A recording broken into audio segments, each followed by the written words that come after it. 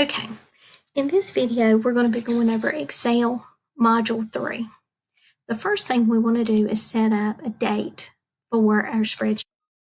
So we're going to use the date function, and we're going to type an equal sign, DATE, open your parentheses.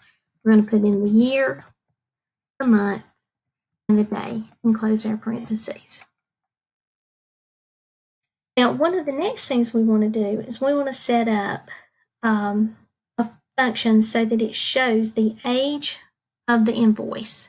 So we're going to use equals, and we're going to do $B, $3, minus B6, and close our, don't close your parentheses. The reason we're using $B, $3 is we want to set this as an absolute value so that when we copy this formula down, B3 will stay consistent. And by adding those dollar signs in there, you keep that one cell consistent. So we press enter. We're going to move back to F6. And as you have this cell selected, you have a dark green box. When you take your mouse pointer on that box, bottom right, it becomes a black plus mark. When you click on it, you can drag it down and copy that formula all the way down. As you go in here and click, you can see that B3 stayed consistent because we put the dollar sign in front of the column letter and in front of the row number. But the other portion of the formula actually changed.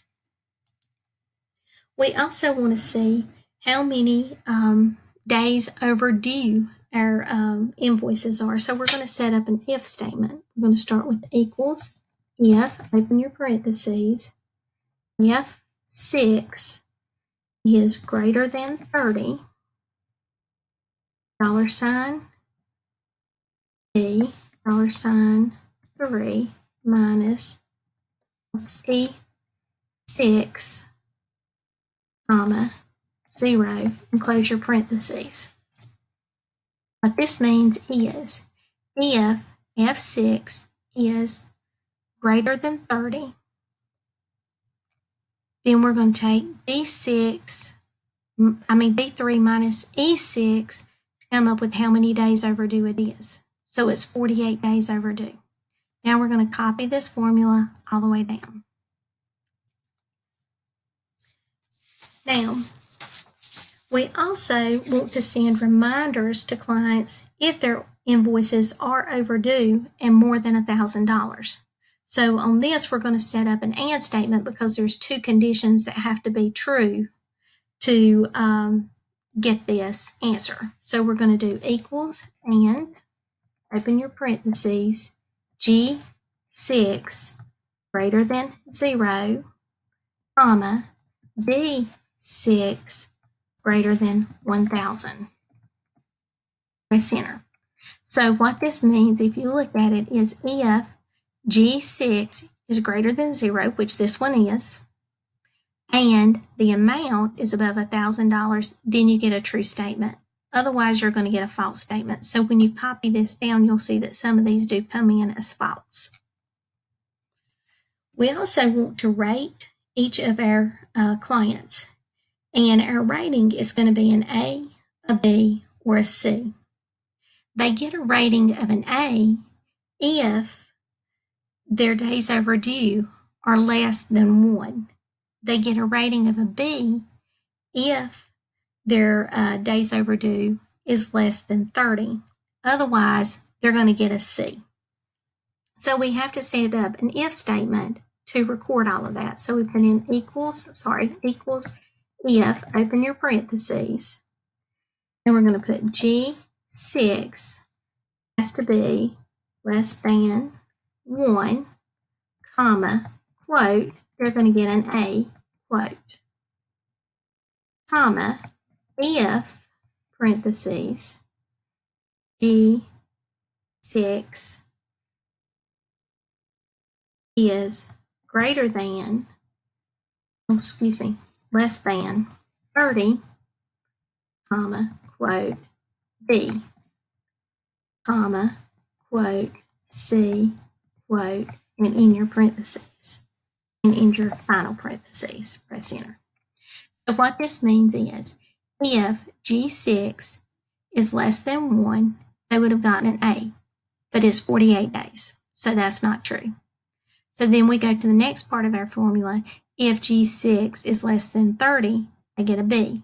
That part's not true because 48 is not less than 30. So the result is a C. As you copy this formula down, see that you do get some A, B's, and C's in there. Now, sometimes we may want to offer our clients a discount, okay? But we only want to give them a discount if they have a rating of an A and they do not require an email. So on this one, we are going to set up an if statement so that if I6 is true, if I6 is an A, then that part of this would allow them to get a discount. Or if H6 is false, that would give them an opportunity to get a discount. So we put in equals or, open your parentheses, I6 equals, quote, A, quote, comma, H6 equals false. Close your parentheses and press enter. And then we're going to copy that down. So this statement is saying that I6 is not an A, so they couldn't get a discount. Now, sometimes we want to count and see how many invoices that we have. So we're going to set up a count function here to total the number of invoices that we have. So we have equals, COUNT, open your parentheses, A6 through A15, close your parentheses, and you get a total of 10 invoices. We also want to get a total amount for all of the invoices. So we're going to set up a function for round because we want it to round to 0 decimal places. So we're going to do equals, ROUND, open your parentheses, sum, open your parentheses, D6 through D15, close your parentheses, comma, 0, and close. That means you're going to have 0 decimal places down here on the total amount for the invoices. Now we're going to go to quarter sales. And in this quarter sales, we want to set D6 all the way down to D11 in the accounting format. So we're going to choose accounting. And then in C6, we need to set up an if error function. And we don't want it to end up with a 0. So we're going to have to modify this formula so we do not get a 0. So what we're going to do in here, inside the parentheses, is put D6 divided by $D, $11, because we don't want that B11 to change. As we copy this formula down, we want it to go to B7, B8, B9, B10, but we want B11 to stay consistent. So we want to put the $sign before the B and the $sign before 11 to keep that consistent, and press enter. And now we get 23%, and we copy this formula all the way down. And now you're ready to save your work. So this chapter, you need to make sure you really very carefully pay attention to the trainings and read the textbook and complete the textbook project because it's going to help you understand all of these different functions. Good luck.